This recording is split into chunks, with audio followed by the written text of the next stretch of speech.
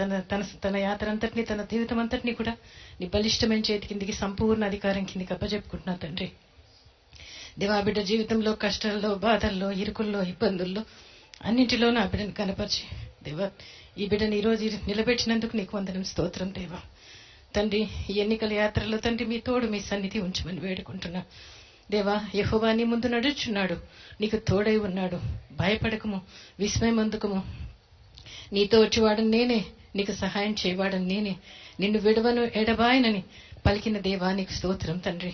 ఇశ్రాయేలు దేవుడు సైన్యం వెనుకటి భాగానికి కావలి ఉంటా అన్నావు దేవా. తండ్రి, బిడ్డ సైన్యానికి కావలి ఉన్నందుకు స్తోత్రం దేవా. తండ్రి, నీ కుడి చేతిని పట్టుకుని ఉన్నాను, భయపడుకోమంటున్నావు దేవా, నీకు వందనం, స్తోత్రం నైనా.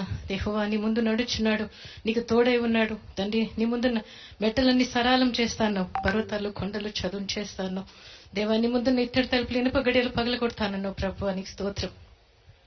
భయపడకమని చెప్తున్నావు తండ్రి, నీకు వందనాలు, స్తోత్రాలు తండ్రి దేవా. తండ్రి, నీకు తోడై ఉన్నాను, దిగులు పడకము, నీ దేవుడినై ఉన్నాను, నిన్ను బలపరచువాడని నేనే, సహాయం చేయవాడని నేనే, నన్ను అయితే నీ దక్షిణ హస్తం ఆదుకుంటుందన్నావు ప్రభా. ఈ బిడ్డతో మీరు వెళ్తున్నందుకు నీకు వందనం, స్తోత్రం తండ్రి దేవా. అన్ని విషయాల్లో చాలిన దేవుడిగా ఉన్నందుకు కూడా నీకు వందనాలు, స్తోత్రాలు తండ్రి. ఎన్ని విషయం పరిస్థితులు ఎదురైనా దేవా తండ్రి, ఈ బిడ్డకు మీరు తోడుగా ఉన్నారని నమ్ముతూ విశ్వసిస్తూ ఈ బిడ్డని నీ చేతికి అప్పచెప్పుకుంటున్నాం.